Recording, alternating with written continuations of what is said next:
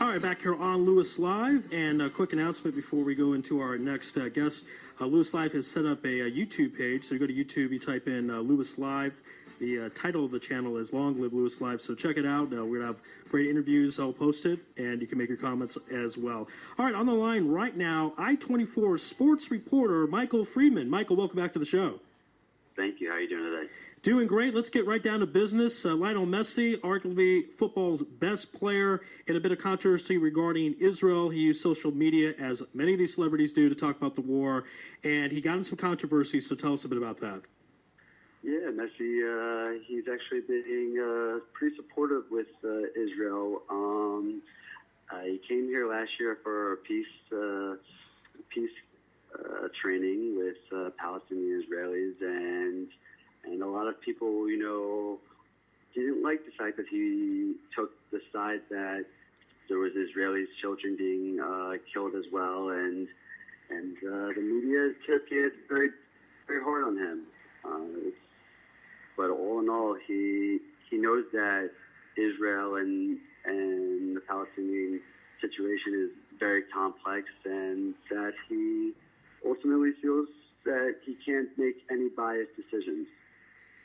And he got in trouble, I guess, from some Israeli fans because of an August 7th Facebook page post. Is that correct, regarding a Palestinian child that was killed in the war? Yeah, he made a comment about the Palestinian child, and they definitely weren't. The Israelis weren't too happy with that. But ultimately, these players are looked on the world stage as role models, and anytime they get involved in any situation, whether it's pro one side or another, there's always going to be somebody that's going to dislike and disapprove what his or her feelings. Well, some people think that was partly motivated to sponsorship, because you have an airline that sponsors the team that Messi plays for, and that they're Qatar Airways, and they're sponsored Barcelona, and then they've been a backer of Hamas. Was that related, do you think, or was Messi expressing his personal true feelings about the matter? I think all in all, Messi would speak for himself. I don't think that the fact that his team's sponsored by an Arab Airlines or whatnot, I wouldn't fall under the fact that he's being forced to say one thing or another. It's his own beliefs, and obviously you have to be cautious, because being in the spotlight, you hold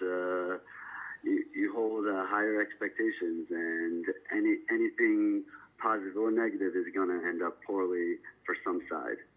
Now, again, we're speaking with Michael Friedman, i24's sports reporter, and this really took on a life of its own, good or bad. It apparently had 5,000 likes right away, 1,000 shares, and the Israeli backlash was to point out that a young boy, Israeli boy that was killed, Daniel Tregerman, was wearing a Lionel Messi jersey, and I just want you to touch upon how popular Lionel Messi is in Israel.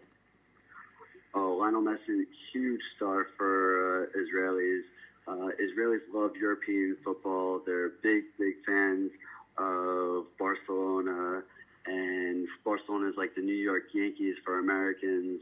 And the fact that any European team, such as Barcelona, with a player like Messi, it's going to get the support for Israelis, and they admire him, they look up to him, and they strive to be as good of a footballer as he is.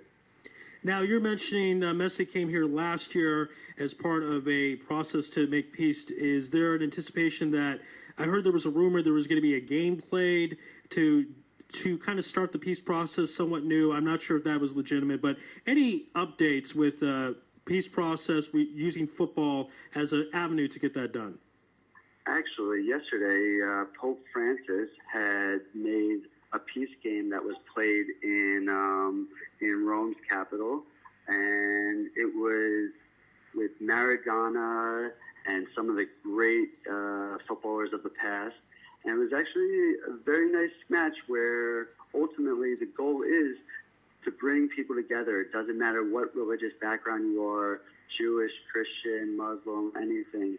The fact of the matter is they want, to bridges and together and allow these people to be as one. And it's hopefully every single day will be closer and closer to a stronger future for peace.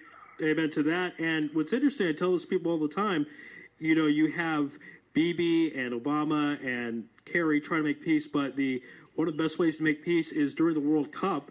You have countries that take breaks from wars to watch the games and people not rioting, correct? I mean, soccer really does bring... Yeah, go ahead. That's absolutely correct.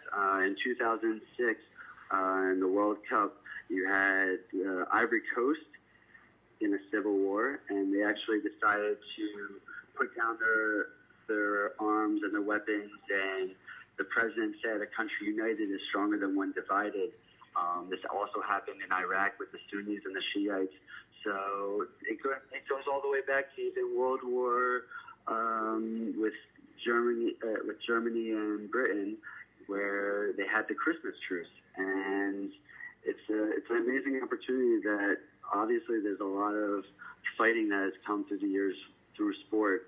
But on the other hand, football has had the opportunity to bring peace together.